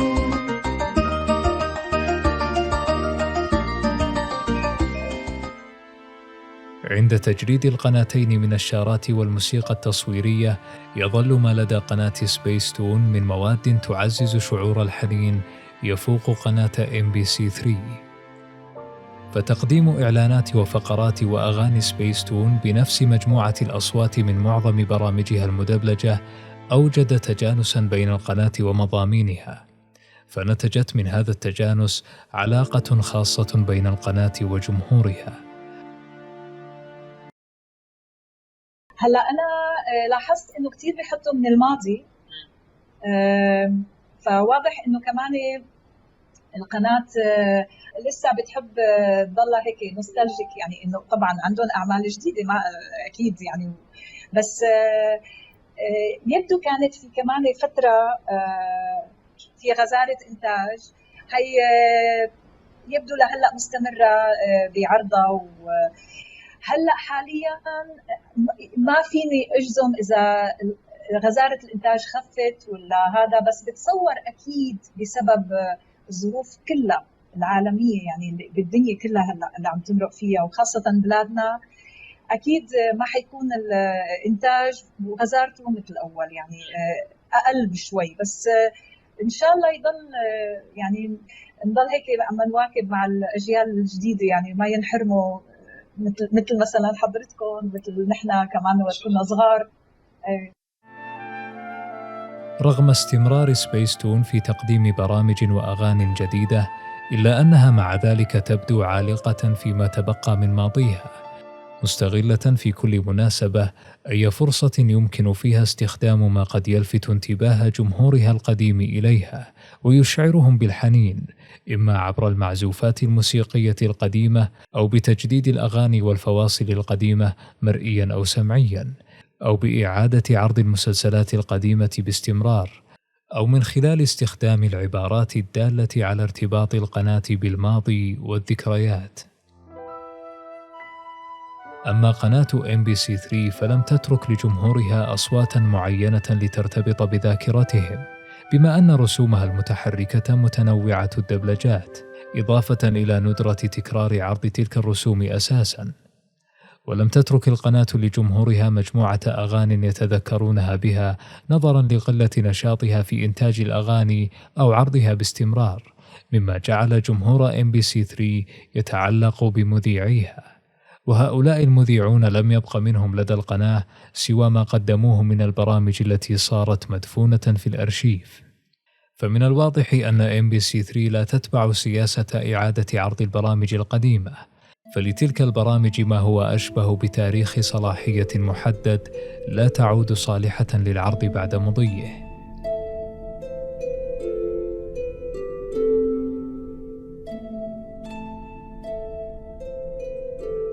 أطلقت سبيستون تطبيقها سبيستون جو لمشاهدة موادها عبر الإنترنت، وتوسع نشاط منصة شاهد التابعة لمجموعة MBC لتوفر كثيرا من الرسوم المتحركة إلى جانب بعض من برامج MBC3 الحية. وأقرب نقطة وصلت إليها سبيستون مع MBC3 كانت تواجدها ضمن القنوات المتاحة عبر منصة شاهد. أما المشروع الذي قاد القناتين إلى التعاون فكان ما أنتجته شركة مانجا للإنتاج سنة 2019، مسلسل الرسوم المتحركة الياباني السعودي أساطير في قادم الزمان، حيث شارك في دبلجته إلى جانب الفنانين من الأردن ولبنان والكويت والسعودية عدد من فناني مركز الزهرة ومذيعة MBC3 السابقة دانيا شافعي. واشتركت القناتان في عرض المسلسل بعد انتهاء قناة MBC1 من عرضه الأول. والمنافسة بين سبيستون و MBC3 لم تعني وجود عداوة أو كراهية بين العاملين في القناتين.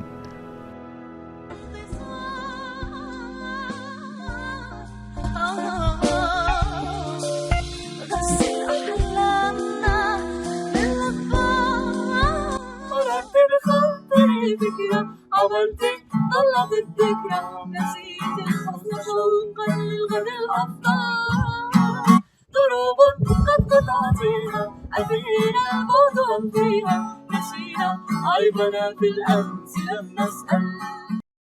تابعوني في مسلسل الأنمي العربي الأول أساطير في قادم الزمان في حلقة الأميرة الصامتة على قناة سبيستون وتطبيق سبيستون جو خلال شهر رمضان المبارك، ورمضان كريم.